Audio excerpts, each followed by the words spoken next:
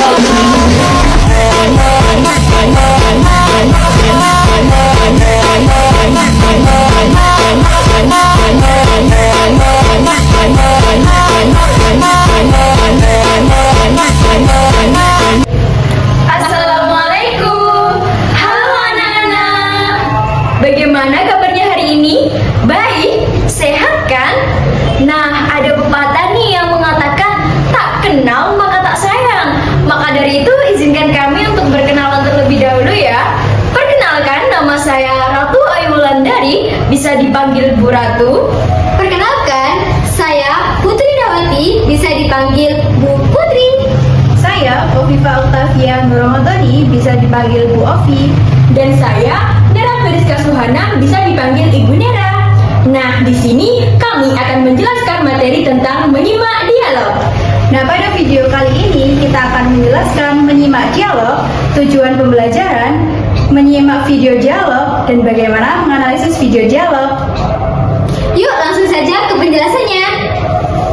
Untuk tujuan pembelajaran dari menyimak dialog adalah siswa dapat memahami isi dialog baik tersurat maupun tersirat. Kita akan menjelaskan definisi menyimak.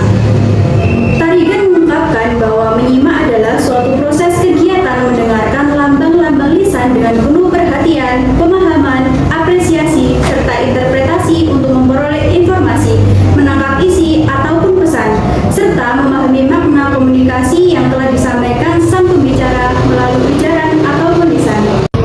Selanjutnya, pengertian dialog. Menurut Supriyatna tahun 2007, dialog adalah proses komunikasi yang dilakukan oleh dua arah atau lebih yang harus mempertimbangkan makna. Dialog juga dapat diartikan sebagai kegiatan bercakap-cakap atau kegiatan tanya-jawab yang dilakukan secara langsung. Apakah anak-anak tahu apa sih menyimak dialog itu? Kalau tidak tahu, langsung kita masuk ke pengertian menyimak dialog. Menurut Tarigan, menyimak dialog adalah kegiatan mendengarkan secara aktif percakapan ataupun interaksi lisan antara dua pihak maupun lebih. Dalam konteks ini, menyimak bukan hanya sekedar mendengar, tetapi melibatkan perhatian penuh terhadap setiap kata, nada, dan konteks percakapan yang terjadi. Menurut Tarigan, ada 6 tujuan menyimak. Yang pertama, mendapatkan fakta. Yang kedua, menganalisis fakta. Yang ketiga, mengevaluasi fakta. Yang keempat, mendapatkan inspirasi. Yang kelima, menghibur diri. Yang keenam, meningkatkan kemampuan berpikir. Fungsi menyimak. Menurut Tarigan, fungsi menyimak yaitu 1. Agar dapat memberikan responsi yang tepat. 2. Memperoleh informasi yang berkaitan dengan profesi. 3. Mengumpulkan data agar dapat membuat keputusan yang masuk akal. 4. Membuat hubungan antar pribadi menjadi lebih efektif. Beberapa ciri menyimak dialog menurut Tarigan antara lain: yang pertama, menentukan makna; yang kedua, memperagakan ekspresi; yang ketiga, menyuruh mengulangi; dan yang keempat, memberikan latihan ekstensif. Ada macam-macam dialog, di antaranya yang pertama, dialog teologis. Dialog teologis adalah percakapan antara ahli agama untuk membahas persoalan teologis dan filosofis, serta untuk saling memahami pandangan teologis dari setiap agama. Lalu yang kedua, dialog kehidupan. Dialog kehidupan adalah kegiatan dialog yang dilakukan dalam kehidupan sehari-hari, baik dalam kehidupan biasa maupun di hari raya keagamaan dan kenegaraan. Yang ketiga, dialog pengalaman keagamaan. Dialog pengalaman keagamaan adalah dialog yang dilakukan untuk memperkaya dan memajukan penghayatan nilai yang tinggi dan cita-cita rohani masing-masing penganut agama. Dialog bersambung adalah dialog yang belum selesai tetapi berpotong atau terpotong oleh sesuatu, seperti dialog tak, dialog singkat, atau dialog lain. Dialog bersambung yang masih dalam satu kalimat tidak tertulis dengan awal kapital. Selanjutnya yang terakhir, dialog pingpong. Dialog pingpong adalah dialog yang terjadi secara bergantian dan bolak-balik seperti pertukaran bola pingpong.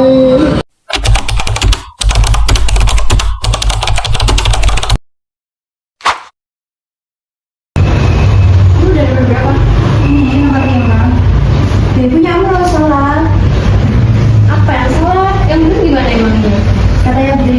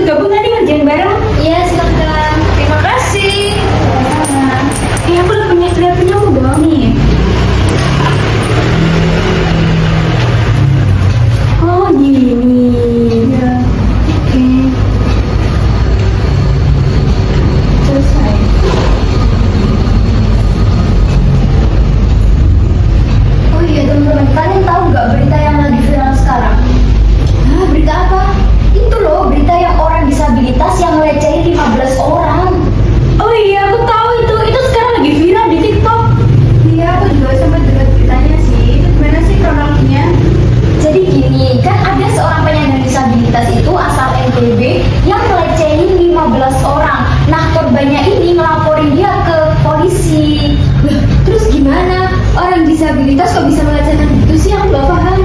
Gini loh Bun, jadi tuh ada seorang mahasiswi yang melaporkan si disabilitas itu ke pihak kepolisian atas tuduhan pelecehan seksual.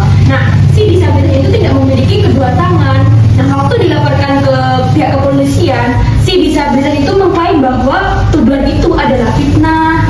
Bener banget itu. Tapi ya, meskipun si disabilitas ini mengklaim tuduhan tersebut sebagai fitnah, polisi itu terus melaksanakan penyelidikan lebih lanjut. Dan polisi ini menemukan fakta yang mengejutkan bahwa memang benar si disabilitas ini melakukan pelecehan.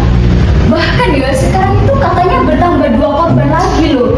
Jadi sekarang ada 15 korban totalnya yang sudah dilecehin sama si disabilitas ini. Ya ampun, banyak banget ya korbannya. Kamu tahu beritanya dari mana? Aku sih taunya dari TikTok ya. Terus aku kan penasaran nih. Aku coba dong baca-baca artikel. Ternyata udah banyak banget artikel yang ngebahas tentang masalah ini. Iya bener banget, dan sekarang si disabilitas itu sudah resmi ditetapkan sebagai pelaku dan juga sudah melakukan reka adegan juga. Aduh, serem banget ya zaman sekarang. Iya betul, dengan adanya kejadian ini aku bisa tahu jangan terlalu baik pada orang yang baru kita kenal. Bener banget sih. Memang boleh kita melakukan kebaikan, tapi kita juga jangan mau dimanfaatin sama orang yang nggak bertanggung jawab seperti itu. Ngeri banget ya zaman sekarang, kekurangan malah dimanfaatkan untuk kesempatan yang enggak kayak gitu. Semoga kita dijauhkan dari hal-hal seperti itu ya teman-teman. Amin.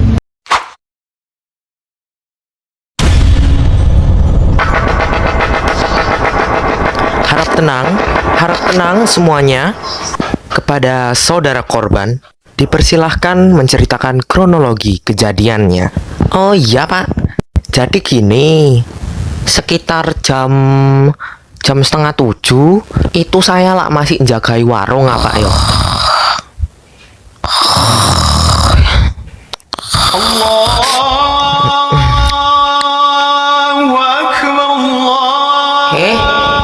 Kok kana yo? Le, kopi ae bapak ndek endi ya?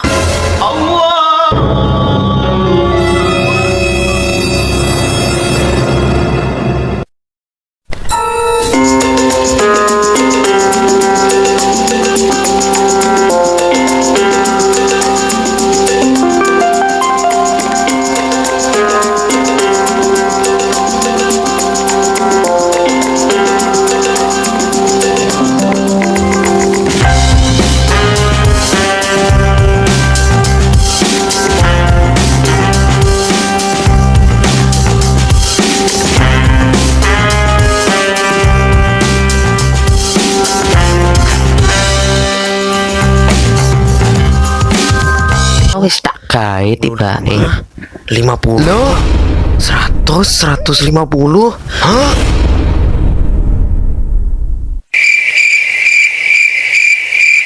Hah? Loh hehehe.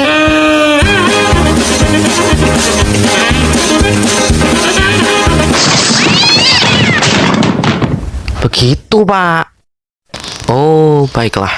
Jadi kenapa? Gini Pak,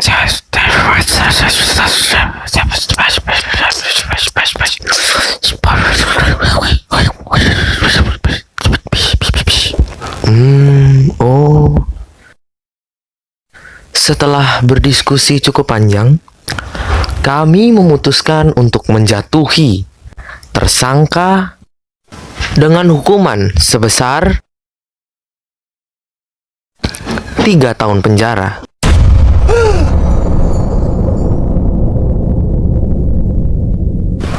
Tunggu Pak. Ini kan saya hanya mencuri 150.000. Sedangkan itu koruptor-koruptor mencuri uang rakyat sampai 5 miliar rupiah. Di penjara hanya berbulan-bulan saja. Apakah tidak adil? Loh, sebentar Pak.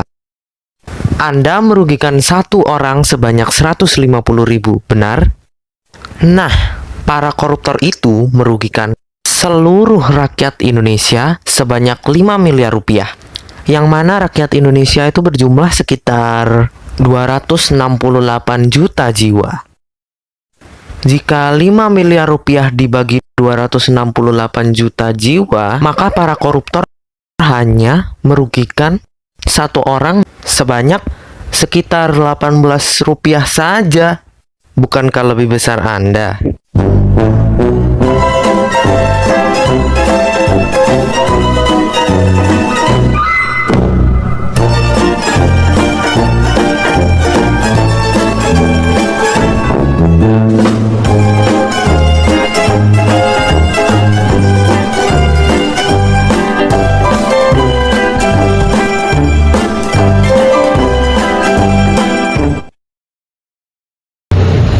Nah, selanjutnya setelah kalian menyimak video dialog tersebut, kita akan menganalisis video dialog dengan mengikuti langkah-langkah berikut ini. Simak dengan baik ya.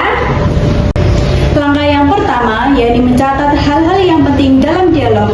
Saat mencatat hal yang penting, ada beberapa langkah yang perlu diperhatikan. Yang pertama, kalian harus menyimak terlebih dahulu video tersebut. Lalu yang kedua, kalian cari inti permasalahan atau informasi penting dari video dialog tersebut. Dan yang terakhir, catat hal-hal yang penting menjadi bentuk poin-poin. Langkah yang kedua yaitu menyatakan informasi tersirat dalam dialog. Anak-anak di sini udah pada tahu apa belum? Apa sih informasi tersirat itu? Informasi tersirat adalah informasi yang tidak tertulis atau tersembunyi. Untuk menemukan informasi tersirat dapat dilakukan dengan menghubungkan data atau informasi dalam dialog yang dikenal dengan istilah menyimpulkan isi dialog atau membuat simpulan dialog. Nah, saat mencatat hal-hal yang penting, ada beberapa langkah-langkah nih yang perlu diperhatikan. 1. Fokus pada apa yang didengarkan. 2. Hindari aktivitas lain saat mendengarkan, seperti berbicara dengan teman atau menulis catatan yang tidak berkaitan dengan dialog. 3. Catat pokok-pokok permasalahan dalam dialog. Langkah yang ketiga yaitu menyimpulkan isi dialog. Tujuan dari menyimpulkan dialog ini yaitu untuk memberikan gambaran yang jelas dan ringkas tentang apa yang dibahas dalam percakapan tersebut. Nah, berikut adalah langkah-langkah yang perlu diperhatikan untuk menyimpulkan isi dialog. Yang pertama, yaitu simaklah isi dialog tersebut dengan seksama. Yang kedua, setelah kalian mencatat hal-hal penting pada langkah yang pertama tadi, kalian tulis dan gabungkan poin-poin tersebut menjadi sebuah teks simpulan. Langkah yang terakhir yaitu mengomentari isi dialog dari narasumber. Saat menyimpulkan isi dialog, ada beberapa langkah yang perlu diperhatikan. Langkah yang pertama, simaklah video dialog tersebut dengan seksama. Lalu yang kedua, pahami tema yang dibicarakan. Yang ketiga, setelah kalian mencatat hal-hal penting pada objek pertama tadi, selanjutnya berikan tanggapan atau ulasan secara objektif. Lalu yang terakhir, catat tanggapan tersebut sebagai komentar baik ataupun komentar tidak mendukung. Nah, anak-anak semua, dalam menyimak dialog ini, penilaiannya dibagi menjadi dua. Yang pertama ada aspek kebahasaan. Nah, aspek kebahasaan ini meliputi 1. Pemahaman isi. Siswa mampu memahami makna dari sebuah isi dari video dialog dengan baik. 2. Kelogisan dalam berpikir. Siswa mampu memahami atau memecahkan inti permasalahan dalam video dialog dengan bijak dan logis. 3. Vokalisasi. Siswa mampu memahami makna intonasi. Intonasi yang menunjukkan emosional yang diucapkan oleh pemeran dialog. Dan yang keempat ada struktur kalimat. Siswa mampu memahami struktur kalimat yang diucapkan oleh pemeran dialog. Aspek yang kedua yaitu aspek pelaksanaan dan sikap.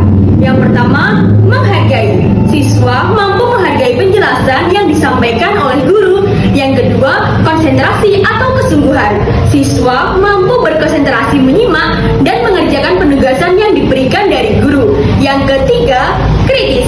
Siswa mampu berpikir dengan kritis tentang penjelasan dari guru. Dan yang keempat, penalaran. Siswa mampu berpikir dan bernalar tinggi mengenai tugas yang diberikan.